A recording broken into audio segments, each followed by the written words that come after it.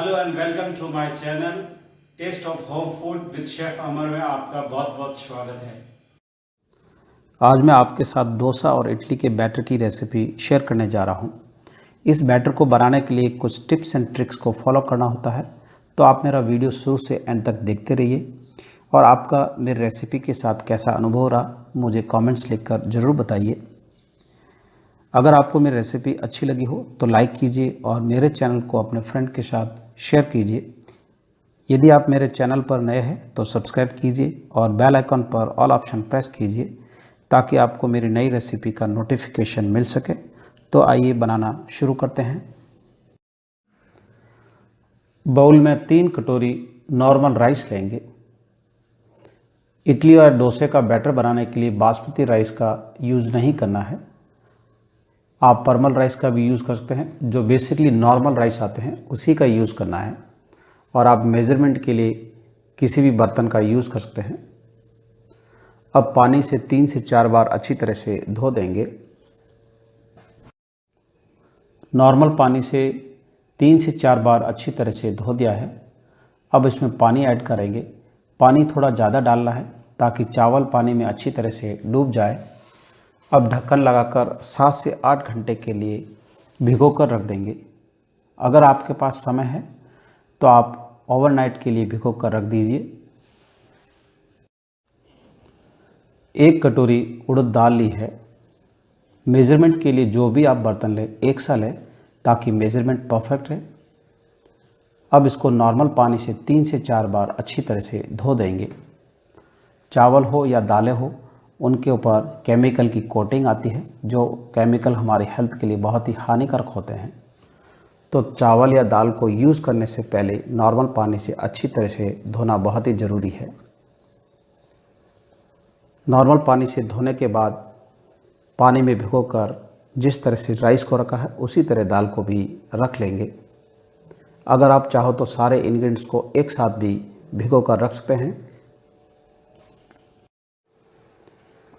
इस चम्मच से 1 चम्मच मेथी दाने लिए हैं। अब इनको नॉर्मल पानी से 3 से 4 बार अच्छी तरह से धो देंगे। धोने के बाद पानी में भिगोकर जितने समय के लिए उड़द दाल और चावल रखे हैं उतने ही समय के लिए मेथी दाना को भी भिगोकर रख देंगे। मेथी दाने डाइजेशन के लिए बहुत ही फ़ायदेमंद होते हैं। उसके साथ साथ डोसे के बैटर के अंदर मेथी दाना डालने से अच्छा कलर आएगा। चावल, उड़द दाल और मेथी दाना को भिगोकर रखे हुए ओवरनाइट हो गए हैं। अब इसका पानी है उसको निकाल देंगे। अगर आपके पास समय नहीं है तो कम से कम 7 से 8 घंटे के लिए ज़रूर भिगोकर रखें। अब 1 कटोरी पोहे लिए हैं। पोहे को चिवड़े भी बोलते हैं। पोहे सबसे लास्ट में भिगोना है।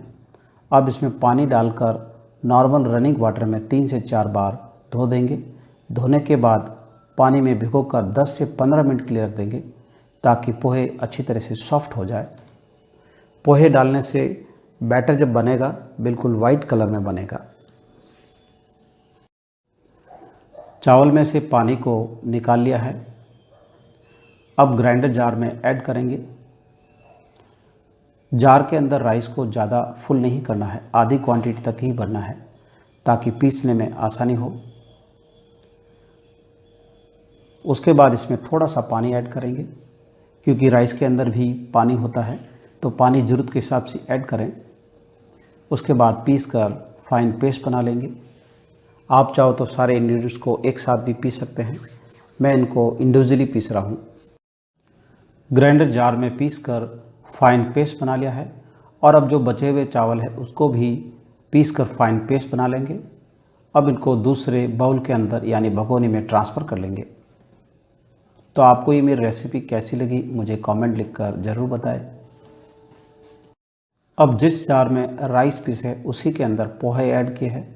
अब इसमें थोड़ा पानी ऐड करेंगे। पानी ज़रूरत के हिसाब से ऐड करना है और पीस कर फाइन पेस्ट बना लेंगे।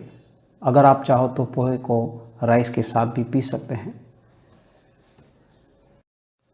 उड़द दाल और मेथी दाने में से पानी को निकाल दिया है। अब जिस जार के अंदर चावल और पोहे पीसे थे उसी में दोनों को ऐड कर लेंगे और इसमें ज़रूरत के हिसाब से थोड़ा सा पानी ऐड करेंगे। और पीस कर फाइन पेस्ट बना लेंगे। मैं कंटिन्यू पीस रहा हूँ, इसलिए बार बार जार को वॉश नहीं कर रहा हूँ। अगर आप चाहो तो बार बार क्लीन कर सकते हैं। तो आप देखते हो फाइन पेस्ट बन गया है और आप बाउल में ट्रांसफ़र कर लेंगे।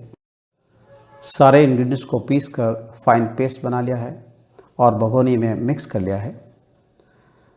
तो आप देख सकते हो बैटर बिल्कुल स्मूथ और वाइट टेक्सचर में बनकर तैयार हो गया है। अब ढक्कन लगाकर 7 से 8 घंटे के लिए फर्मेंटेशन होने के लिए रख देंगे। जहाँ भी आप रहते हैं, अगर आपका वेदर हॉट है, ह्यूमिडिटी है, तो इसमें थोड़ा सा सॉल्ट ऐड कर दीजिए ताकि ओवर फर्मेंटेशन होने से रोक सके। और अगर वेदर ठंडा है तो इसमें सॉल्ट ऐड नहीं करना है।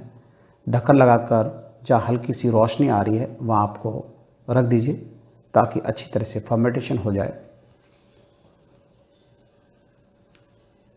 यदि आपको मेरी रेसिपी अच्छी लगी हो तो लाइक बटन ज़रूर प्रेस कीजिए। बैटर को ढक्कन लगाकर वार्म टेम्परेचर पर रखे हुए 7 से 8 घंटे हो गए हैं। तो अब आप देख सकते हो बहुत ही अच्छी तरह से फर्मेंटेशन हो गया है और इसमें बहुत ही बढ़िया जाली बन गई है। तो ये इडली और डोसे का बिल्कुल परफेक्ट बैटर है। बैटर फर्मेंटेशन होने के बाद अच्छी तरह से मिक्स कर लिया है। अब इसमें 1 चम्मच सॉल्ट ऐड करेंगे। सॉल्ट आप अपने टेस्ट के अनुसार कम में ज़्यादा कर सकते हैं। अब बैटर को अच्छी तरह से मिक्स कर लेंगे। तो अब हमारे इडली और डोसे का बैटर बनकर तैयार है। अगर आप इस बैटर से डोसा बनाते हैं तो बैटर को थोड़ा सा पतला कर लीजिए। अगर आप इडली बनाते हैं तो ये बैटर की थिकनेस बिल्कुल परफेक्ट है। अब आपको जितना बैटर की ज़रूरत है उतना आप बैटर ले लीजिए। जो बचा हुआ बैटर है उसको फ्रिज में रख दीजिए ताकि आप बाद में उसको यूज़ कर सकें। तो अब डोसा और इडली का बैटर बनकर तैयार है। तो आप देख सकते हो बहुत ही अच्छी तरह से वाइट कलर आ गया है, बहुत ही बढ़िया फर्मेंटेशन हुआ है। तो आप इस बैटर से जब भी इडली और डोसा बनाएंगे बहुत ही बढ़िया बनकर तैयार होंगे।